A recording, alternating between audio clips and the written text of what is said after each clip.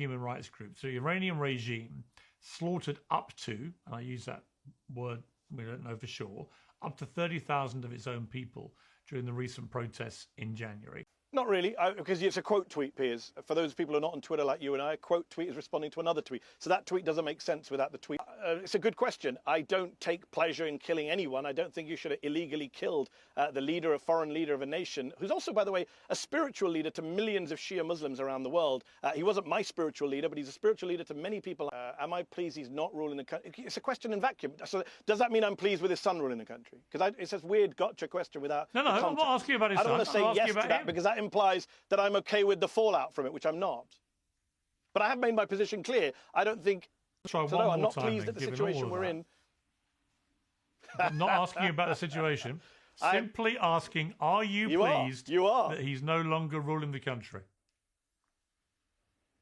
No, I'm not pleased about what's going on right now in Iran, which involves killing Khamenei. So I'm not going to answer your question out of any context for you to clip this out of context.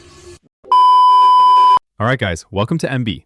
You're about to watch one of the most revealing exchanges I've seen in a while. Piers Morgan sits down with Mehdi Hasan, and if you know anything about Mehdi, you know exactly what's coming. This dude has built his entire career playing defense attorney for the worst regimes on the planet while pretending to be some moral authority. And in this clip, Piers asks him the simplest question imaginable. Are you pleased that the Ayatollah who slaughtered tens of thousands of his own people is no longer ruling Iran? Just a yes or no, that's it. And watch what happens. Mehdi ties himself into knots for over 3 minutes trying to avoid saying yes. It's actually embarrassing. You're going to see mental gymnastics at an Olympic level here. You're going to see someone so ideologically captured that they literally cannot bring themselves to say they're happy a mass murdering dictator is gone. Let's dive in. The term moral abominations, right? I think we can all agree there's been a lot of moral abominations going on generally in the last few years. But according to independent human rights groups, the Iranian regime slaughtered up to, and I use that word, we don't know for sure, up to 30,000 of its own people during the recent protests in January. At the time you posted, I have a feeling a lot more Muslims around the world would support the Iranian protests for freedom and democracy if so many members of the pro-regime change Iranian diaspora weren't such raging Islamophobes. Now, my response to that would be, okay, there may be people in that pro-regime change movement who are Islamophobic. There might well be. But they're also risking their lives on the streets to get rid of a very repressive, evil regime. Was it fair? Was it fair to muddy the waters there in the way that you did with that post? Not really, because it's a quote tweet, Piers. For those people who are not on Twitter like you and I, a quote tweet is responding to another tweet. So that tweet doesn't make sense without the tweet I was referring to, which was a tweet from a very prominent pro-regime change Iranian-American activist, where she was attacking Zohran Mamdani for celebrating the hijab. And I just didn't seem to understand, why should women in New York, Muslim women in New York, not get to celebrate hijab, celebrate wearing the hijab or have the right to wear hijab, simply because the Iranian government oppresses women in hijabs or forces women to wear hijabs in Iran? That's the definition of bigotry, Piers, to attack one group of people for the actions of another. That was the only point I was making. And by the way, I wasn't talking about people on the streets of Iran. The Iranian diaspora, Piers, as you must have noticed by now, contains some seriously unhinged people. I think this is recognized by even Iranian Americans, that there are people in their own community who are really out there. And you'll remember this from the Iraq War. There were British Iraqis who were just raving for war. They wanted Ahmed Chalabi to come in. They said anyone who opposed the war like you and me were pro-Saddam. And that happens in every diaspora community during the war. It happened with the Syrians too. There are Iranian monarchists, the people who support the Crown Prince, who don't want to hear any criticism. You know, Christian Amanpour did a tough interview with the Shah's son. They went and heckled her and said she's pro-regime. So there's a lot of irrational people. There were people at a rally over the weekend, Piers, I'm not sure if you saw the clips, they were saying it was worth it for these kids to have died, because that's what the cost is of freeing the country. If you're telling me that 160 kids is worth it, then I can't take you seriously. And too many people, not all of them, but too many people in the Iranian diaspora are so keen, I understand why, to get rid of the government in Iran, that they're willing to do deals with the devil, they're willing to support Netanyahu, they're willing to say Islamophobic things. That was the point I was making. It was an observation that I find a lot of my fellow Muslims don't sympathize, when they should, with people under oppression, because they see them as somehow opposed to them and their religion. I would like to, break those things out into separate categories. We should all support the rights of any people in any country, whatever their religion or race, when they are fighting for freedom. But that doesn't excuse bigotry or, generalizations by people in the diaspora. And I was referring to certain nut jobs in the diaspora. The performance of the Democrats in America in the last 8 days, I would say, has pretty much summed them up. I think their leadership are very ineffectual, very incompetent, don't seem very politically astute, never mind anything else. You've got an overwhelming number of Democrat voters in America that are against this. And there's no fire in the belly on the Democrat side, galvanizing the anti-war movement in the way that you would have expected. Why is that? And what is the answer for the Democrats? I thought you were going to be devil's advocate, Piers. Everything you said I agreed with 100%. Every word of that was music to my ears. They are weak. They are useless. I mean, the leadership. I don't like to generalize because there are a lot of Democrats like your Ro Khannas who are doing very good work in trying to stop the war, in highlighting the double standards. There is Senator Chris Murphy's been very strong. Senator Chris Van Hollen. There's individual Democrats who have been very strong. The leadership, Schumer in the Senate, Jeffries in the House, absolutely useless. When they're asked, are you going to fund this war? They can't just say, no, we're not going to fund an illegal, immoral war. They don't understand the politics, as you say, that their party, the base, is in a very anti-war, very angry position. The American public as a whole has a very dim view of the Democratic Party. Did you see the poll recently, Piers, that says... Okay, hold on. Let's pause right here because this is actually hilarious. Mehdi just spent 2 minutes absolutely eviscerating the Democratic Party, called them weak, useless, out of touch with their base, which, by the way, is 100% correct. And Piers even says it. He thought Piers was going to play devil's advocate, but instead, Piers agrees with every word. And that should tell you something right there. When Piers Morgan, who's not exactly a MAGA guy, is nodding along to your critique of the Democrats, you know it's bad.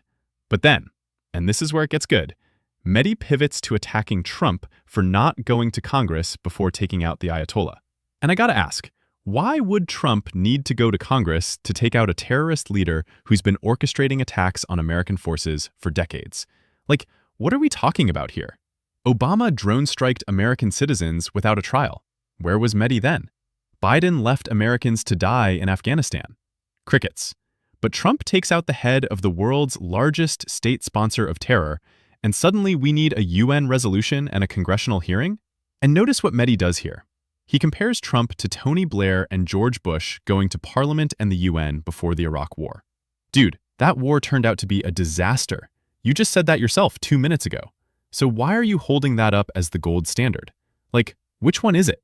Is the Iraq War a cautionary tale, or is it the model we should follow? You can't have it both ways. But here's what Mehdi is really doing. He's not actually critiquing Trump's decision-making process. He's running interference for the Iranian regime. Because if you can make the conversation about procedural questions, did Trump get authorization? Did he follow protocol? Then you don't have to talk about the actual substance, which is that the Ayatollah was a monster who deserved everything he got. And by the way, Mehdi keeps saying spiritual leader like that's supposed to make us sympathetic. The guy was a spiritual leader to millions of people. Okay, so was Jim Jones. So was David Koresh. Being a spiritual leader doesn't give you a free pass to oppress women, execute dissidents, and fund terrorism across the Middle East. But Mehdi wants you to think it does. He wants you to believe that taking out the Ayatollah was somehow an attack on ordinary Shia Muslims around the world. That's absurd. It's manipulative. And it's exactly the kind of thing grifters do when they know they can't defend the actual person, so they hide behind identity politics. Let me know in the comments what you guys think about Mehdi's defense of the Democratic Party versus his defense of the Ayatollah. Which one do you think he actually believes? Things that are less popular than AI. AI is very unpopular in the US. The only things less popular than AI are the Democratic Party and the Islamic Republic of Iran, according to public opinion. Yeah. That's a savage indictment of the Democratic Party and its leadership. And that's because they are out of tune with American voters, they are definitely out of tune with their base. This is a moment now to go after Trump for his lack of a plan, lack of a strategy, betrayal of his base, his immoral killing of schoolgirls in a school and then lying about it and trying to blame Iran, supporting a war in which they're blowing up oil depots and civilian infrastructure without going to Congress. Piers, Tony Blair went to Parliament, went to the UN Security Council. George Bush sent Colin Powell to the UN Security Council. He went to Congress to get a vote of authorization. This guy, Trump, hasn't even bothered to do even what Bush and Cheney did when they rushed to war. And yet the Democrats' open goal just keep missing the goal, the leadership, again, of the Democratic Party. As I say, individual Democrats, especially those running for president, are doing a good job. Ruben Gallego of Arizona has been very strong. I like his tagline that Trump was elected to try and expose pedophiles and end wars. Instead, he's protecting pedophiles and starting wars. I do think that should be the line of the entire Democratic Party. Just finally, are you pleased that the now dead Ayatollah Khamenei, the older Khamenei, is no longer ruling Iran? It's a good question. I don't take pleasure in killing anyone. I don't think you should have illegally killed the leader, a foreign leader of a nation, who's also, by the way, a spiritual leader to millions of Shia Muslims around the world.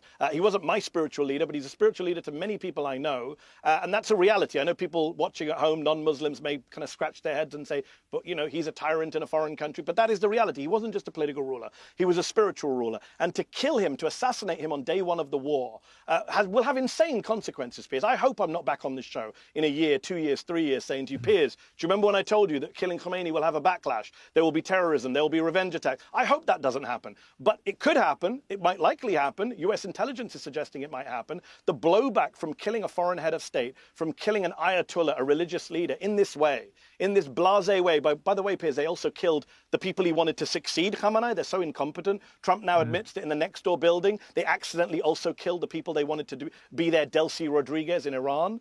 So no, I'm never going to support assassinating foreign leaders, killing foreign leaders. So, you know, Colonel Gaddafi was raped and murdered on the side of a street in Libya. Is Libya better off without him? Well, A, not sure about that. B, obviously I don't shed any tears for Gaddafi, but that is not what you do. I'm never going to support the killing of anybody outside of a trial, outside of due process. And, you know, it's for the Iranian people to decide their future. If the Iranian people want to get rid of Khamenei, it was up to the Iranian people, not up to Benjamin Netanyahu and Donald Trump. And by the way, what a great regime change war this is. They replaced Ayatollah Khamenei with Ayatollah Khamenei. That's real high-level success in your regime change war. His son, apparently, is more hardline, we're told, than his father. And why wouldn't he be? They just killed his mum, his dad, I think his wife as well, his sister.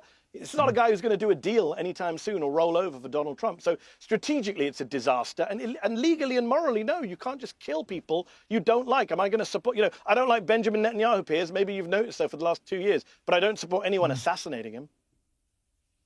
My actual question, though, Mehdi, was brilliantly deflected. My actual question was, are you pleased that he's no longer ruling Iran?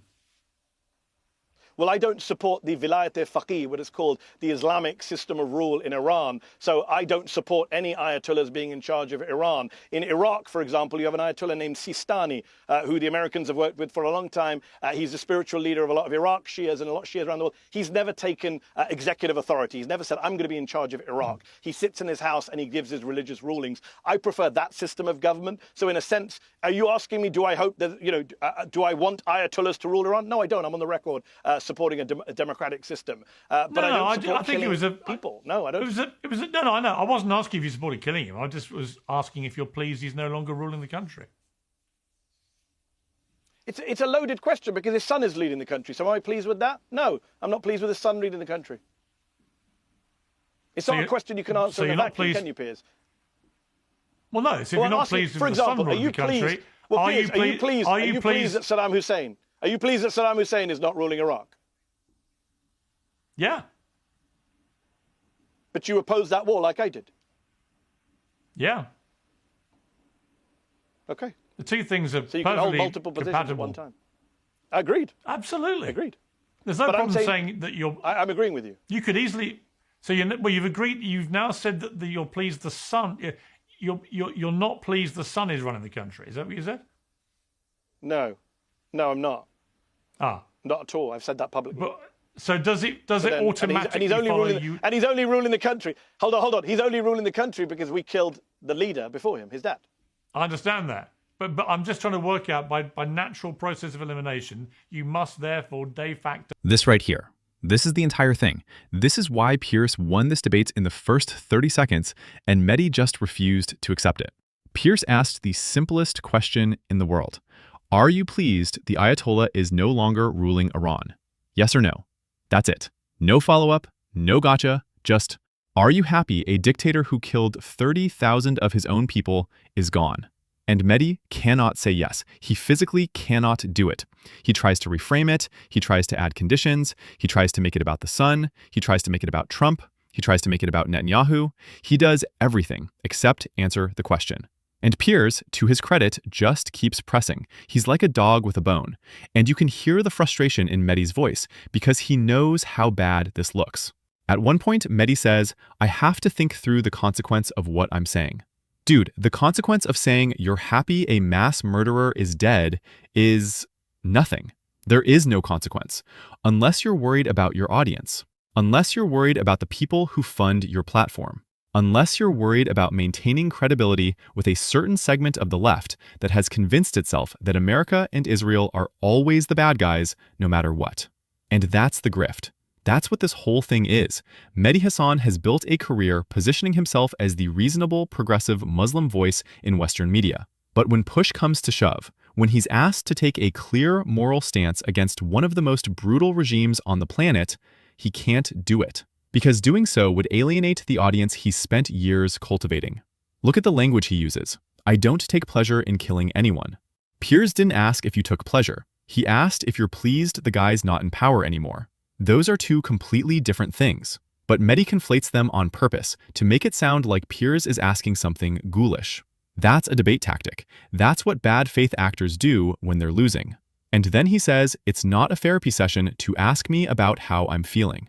Bro, you've spent the last 10 minutes telling us how you feel about Trump, how you feel about Netanyahu, how you feel about the Democratic Party. But suddenly when it comes to the Ayatollah, feelings are off the table? Come on. Here's the reality. Mehdi knows the Ayatollah was a monster. He knows the Iranian people are better off without him. He knows the region is safer. He just can't admit it because his entire brand is built on criticizing the West. And if he admits that sometimes, just sometimes, Western intervention removes genuinely evil people from power, then his whole worldview collapses. Piers absolutely destroyed him here. And the best part is, Mehdi did it to himself. All he had to say was yes. That's it. One word. And he couldn't do it. That should tell you everything you need to know about who Mehdi Hasan really is and what he's really about. Let me know in the comments, do you think Mehdi actually believes the things he's saying, or is this just performance art for his audience? The dead Ayatollah is no longer ruling the country. Am I pleased he's not ruling the country? It's a question in vacuum. So does that mean I'm pleased with his son ruling the country? Because it's a weird gotcha question without No, I'm not asking about his son. I don't want to say yes to that because that implies that I'm okay with the fallout from it, which I'm not. But I have made my position clear. I don't think any Ayatollah should be running Iran. That's not my political or religious viewpoint. So it sounds but like I don't think you should kill them in order to get rid of them. But I don't think you should kill Ayatollahs in order to get rid of them. I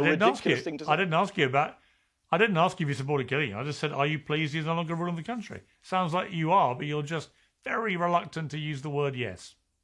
Yeah, because I have to think through the consequence of what I'm saying, Piers. It's good for you to ask a great question in a vacuum, but if I say yes to that question, does that mean I'm supporting what Trump and Netanyahu did? No.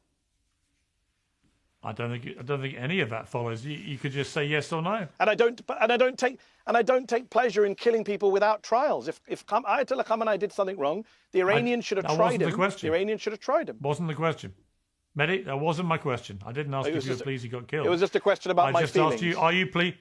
I just asked, are you pleased he's no longer ruling the country? It's a yes or no. You either are or you're not. No, because I can't. No, it's not. No, Piers, it's not as simple as that. I know you've now latched onto this, but I have to think this through. No, I don't think it's a matter about my feelings. I've only latched onto it because you won't answer. I think it's an easy thing to answer, I think. I didn't know it was a therapy session to ask me about how I'm feeling. I thought it's about my political viewpoints. My political viewpoint is it was wrong to kill him. It was illegal to kill him. It will have disastrous effects for the region. It's mad to take out a head of state and a spiritual leader. And it's even madder when you replace him with his son, who apparently is, quote unquote, worse than him, both for Iran and for US and Israeli interests.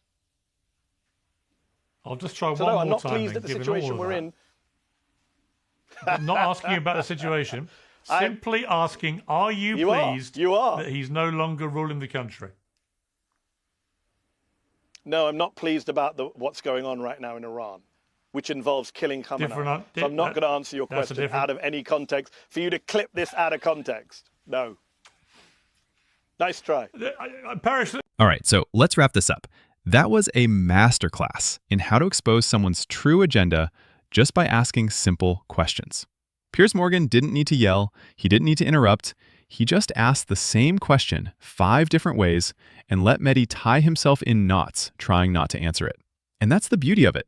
When someone can't give you a straight answer to a straightforward question, you know exactly what's going on. Mehdi Hasan is not a journalist. He's not a truth teller. He's an activist who plays a journalist on TV. And his activism is very, very selective. He'll go to war against Trump, against Israel, against American foreign policy all day long. But when it comes to actual theocratic dictatorships that execute women for not wearing hijabs correctly, suddenly he's got a million qualifications and conditions and well-actuallys. And here's why that matters. People like Mehdi have influence. They shape how millions of people, especially young progressives, think about the world. And when those people hear someone like Mehdi refuse to condemn the Iranian regime, what message does that send? It sends the message that America is always wrong, that Israel is always wrong, that the West is always the aggressor. And that is a fundamentally dangerous and dishonest way to view the world. The Iranian people deserve better than the Ayatollahs. The women protesting in the streets, the kids getting shot for demanding freedom, they deserve better. And they deserve Western commentators who will stand with them unequivocally, not activists who hide behind procedural arguments and identity politics to avoid taking a clear moral stance. Piers won this one. It wasn't even close. If you enjoyed this breakdown, make sure you hit that like button, subscribe to MB, and drop a comment letting me know what other debates you want me to cover. There's a lot of nonsense out there, and we're going to keep calling it out. Stay sharp. I'll see you in the next one.